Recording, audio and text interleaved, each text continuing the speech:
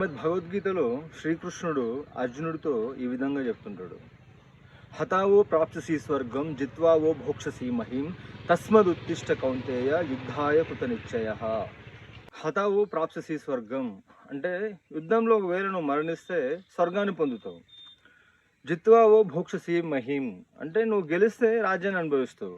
తస్మదుత్తిష్ట Kaunteya, so Arjuna యుద్ధాయ కృత నిశ్చయ అని చెప్తున్నాడు. యుద్ధం చేయడానికి నువ్వు నిశ్చయుడిగా అని చెప్తున్నాడు ఆయన.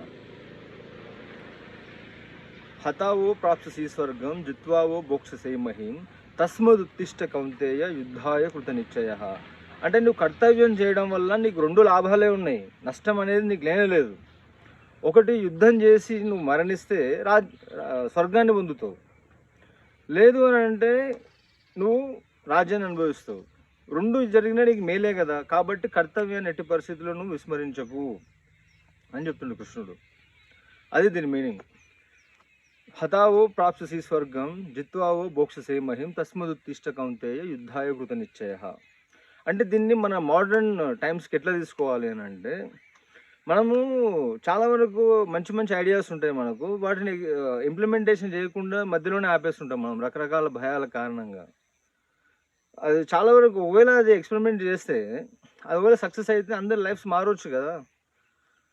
మనకున్నటువంటి ఇన్ఫీరియారిటీ కాంప్లెక్స్ లేకపోతే ఈ సెక్యూరిటీ జోన్ ఏదైతే ఉంటుందో దాంట్లోనే ఉండి దాంట్లోనే ఆలోచించి మనము ఈ రకరకాల ఇమాజినేషన్స్, భ్రమలు, భయాలకు లోబడి మన పనులను చాలా వరకు ఇంప్లిమెంట్ చేయము. అట్లా చేయొద్దు. ఎందుకంటే ఒకవేళ మనము ఆ పని చేసి సక్సెస్ అయితే మనం లీడ్ చేస్తాం కదా, దాంట్లో విన్ అయితే.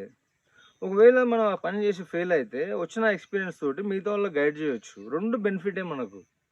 కాబట్టి అనవసరమైన లేనిపోని భయాలకు, అభద్రత భావాలకు, ఆత్మాన్యూనత భావానికి లోనే మంచి విషయాలని ఇంప్లిమెంటేషన్, ఎగ్జిక్యూషన్ చేయడంలో ఆలస్యం చేయొద్దు. ఆలస్యం మీన్స్ దాని గురించి ప్రాపర్ స్టడీ చేసిన తర్వాత ఇట్లాంటి భయాలతో ఆగిపోవద్దు. అది శ్రీమద్ భగవద్గీతలో భగవాన్ శ్రీకృష్ణుడు చెప్పినటువంటి హతావో ప్రాప్స్యసి స్వర్గం జిత్వావో భోక్షసి మహిం తస్మదుత్తిష్ట కౌంతేయ యుద్ధాయ కృత నిశ్చయ.